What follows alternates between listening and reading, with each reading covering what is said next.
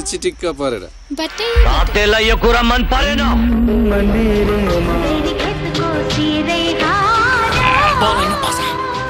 दिमाग लगा दिमाग साथीहरूको लागि यो हात सलाम हो दुश्मनहरूको लागि यो हात सलाम हो यी आवाजहरू र यी दृश्यहरू बिना नेपाली चलचित्रको इतिहास सम्झना गर्ने हो भने सायद यो इतिहास अधुरै रहन्छ। यिनै गीत संगीत संवाद भाषा संस्कृति कलाकारहरूको अभिनय र दृश्यहरू नेपालीहरूको मन मस्तिष्कमा नबसेको भए आज हामी नेपाली चलचित्र क्षेत्रलाई आजको सफलतासम्म पनि पाउन सक्दैनथ्यो होला।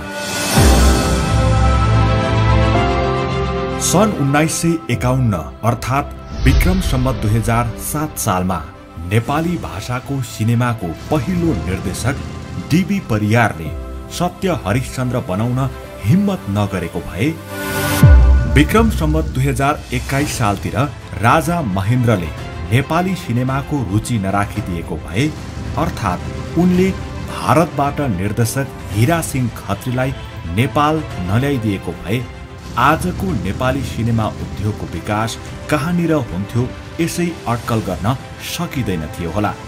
नेपाली चलचित्रको सुनौलो ढोका खोलिदिने प्रथम नेपाली भाषाको चलचित्र सत्य हरिश्चन्द्रका निर्देशक डीबी परियार, नेपालभित्रै नेपाली भाषाको पहिलो फिल्म आमा निर्देशन गर्ने पहिलो निर्देशक हीरा सिंह खत्री, निजी स्तरबाट नेपालकै पहिलो व्यावसायिक फिल्म माइती घर निर्देशन गर्ने पहिलो निर्देशक बीएस थापा, नेपाली चलचित्र मनको बात निर्देशन गर्ने पहिलो नेपाली निर्देशक प्रकाश थापा जस्ता ऐतिहासिक व्यक्तित्वहरूको योगदानलाई नेपाली चलचित्र क्षेत्रले कहिल्यै पनि बिर्सन सक्दैन। समय, कालखण्ड, राजनीतिक परिवर्तन सँगसँगै ढिलै भए पनि नेपाली चलचित्रले विक्रम सम्वत 2041 सालदेखि 2056 सालसम्म आउँदा एउटा व्यावसायिक युगमा प्रवेश गरेको देखिन्छ। यो युगलाई नेपाली चलचित्र क्षेत्रको पहिलो स्वर्णिम युग पनि भनिन्छ। यसै समयमा धेरै फिल्म निर्माण कम्पनीहरू, कलाकारहरू, प्राविधिकहरू, प्रदर्शकहरू र निर्देशकहरूको उदय भएको देखिन्छ। सोही अनुरूप दर्शकहरू र चलचित्र कर्मीहरूको आकर्षण बढ्दो रूपमा भएको देखिन्छ।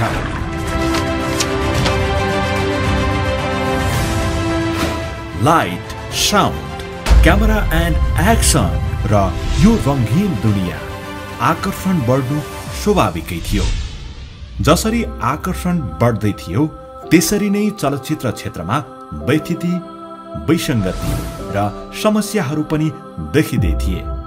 फलस्वरूप यी सबैलाई समाधान गर्न र आफ्नो हक अधिकारलाई संरक्षण गर्न चलचित्र कर्मीहरूका संघ संगठनहरू पनि खुल्न थाले।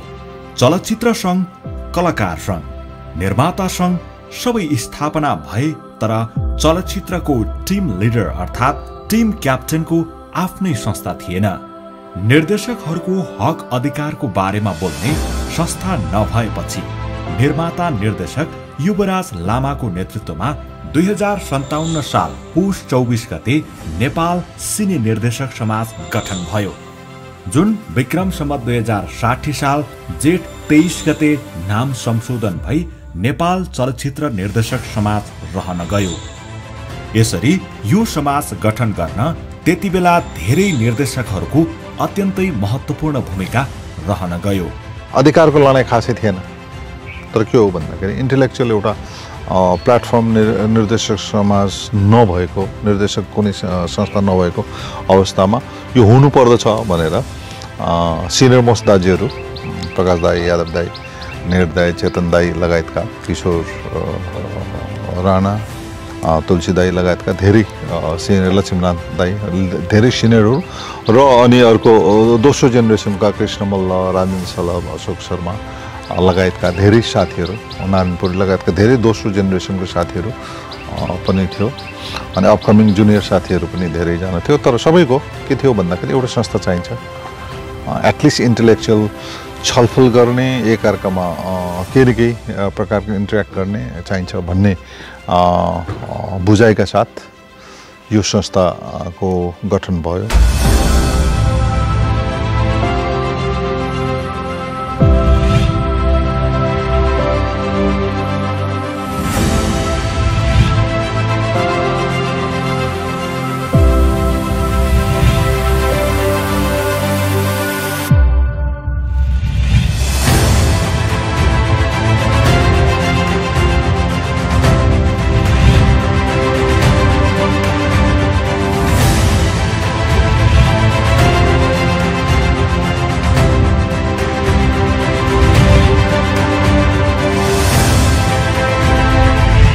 नेपाली निर्देशकहरूको हक, हित र अधिकारलाई संरक्षण गर्ने, छरिएर रहेका चलचित्र निर्देशकहरूलाई गोलबद्ध गरी चलचित्र क्षेत्रको विकासमा टेवा पुर्याउने, आफ्नो भाषा, संस्कृति, कलालाई सम्वर्धन गर्ने, चलचित्र सम्बन्धी नीति नियम, कार्य योजनामा सरकारलाई परामर्श दिने र निर्देशकहरूको बौद्धिक क्षमतालाई वृद्धि गर्न गोष्ठी, सेमिनार, तालिम लगायत विविध उद्देश्यले यो संस्था स्थापना भएको थियो। प्रथम निर्वाचित अध्यक्ष लक्ष्मीनाथ शर्मा, महासचिव आकाश अधिकारी लगायत अन्य सदस्यहरूले जुन ऊर्जाले संस्थालाई अगाडि बढाएका थिए, अहिले त्यो ऊर्जा देखिएको छैन।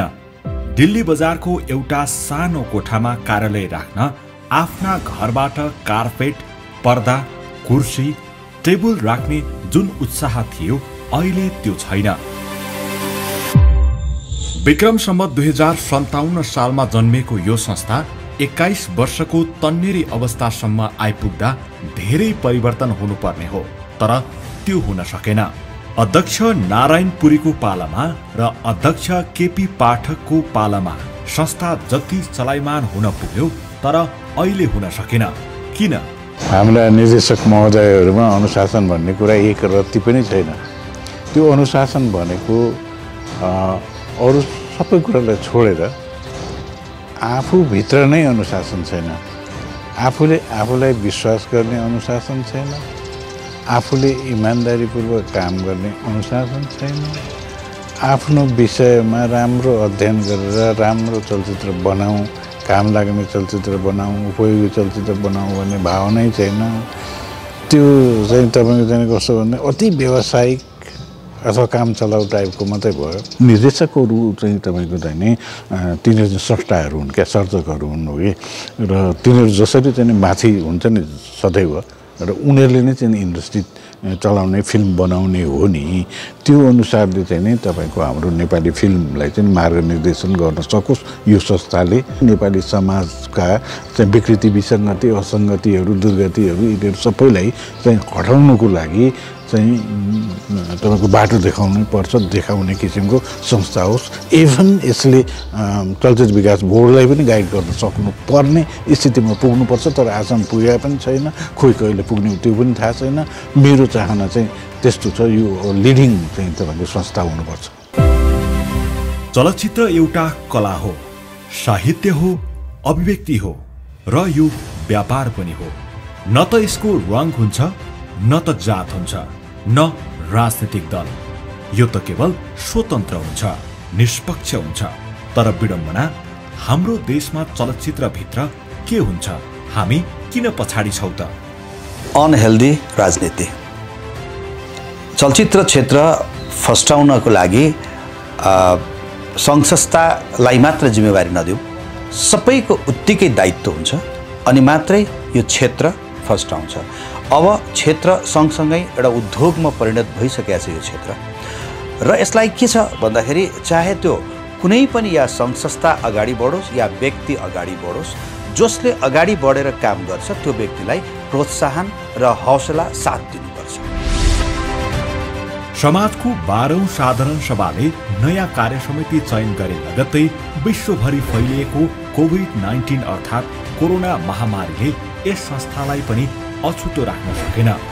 त्यति मात्र होइन, अध्यक्ष रक्षा सिंह राणाको कार्यसमिति अघिल्लो कार्यसमितिको आर्थिक प्रतिवेदन 12औं साधारण सभाले पास नगरिदिँदा अनिर्णयको बन्दी पनि हुन पुगेको छ। संस्था अनिर्णयको बन्दी हुन पुग्दा यसको गतिविधिमा अवरोध सृजना भएको छ।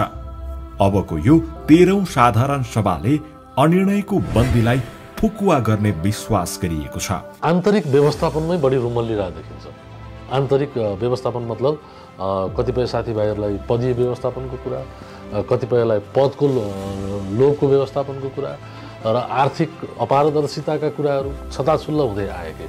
यो चाहिँ कन्ट्रोल हुनैपर्छ र यसले विशुद्ध मेरो आफ्नो सुझाव मान्ने हो भने यसले विशुद्ध क्रिएटिभ प्लेटफर्म क्रिएट गर्नुपर्छ निर्देशकहरू बीचमा।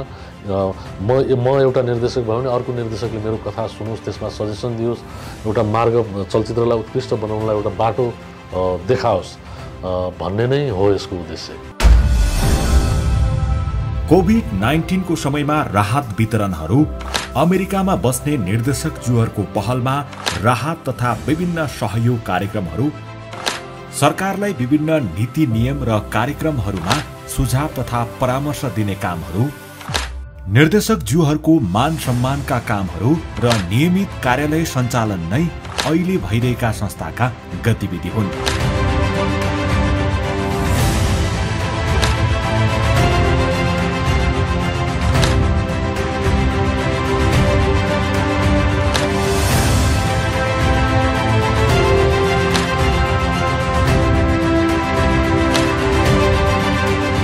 अहिलेको अनिर्णयको गाँठो फुक्ने बित्तिकै संस्थाले आफ्ना सदस्यज्यूहरूको इन्सुरेन्स गर्ने, सातै प्रदेशमा शाखा विस्तार गर्ने, निर्देशकहरूको बौद्धिक क्षमता वृद्धिका लागि वर्कसप तथा तालिम सञ्चालन गर्ने, अक्षय कोष स्थापना गर्ने, लाइब्रेरी स्थापना गर्ने, अग्रज निर्देशकज्यूहरूलाई सम्मान गर्ने र संस्थालाई नयाँ ब्रान्डिङ गरी डिजिटल प्रणालीमा लगेर सेवा सुविधा प्रदान गर्ने कार्यक्रमहरू रहेका छन्।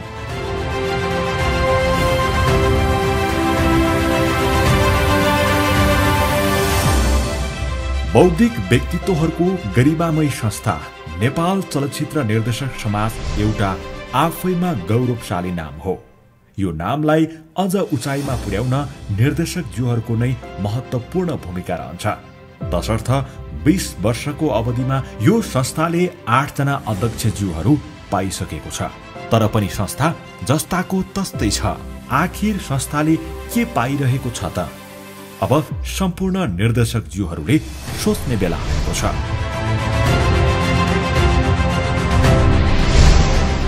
धैर्यपूर्वक हेरिदिनु भएकोमा धन्यवाद।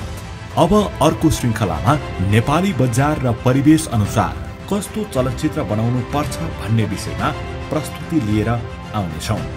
जय नेपाली चलचित्र।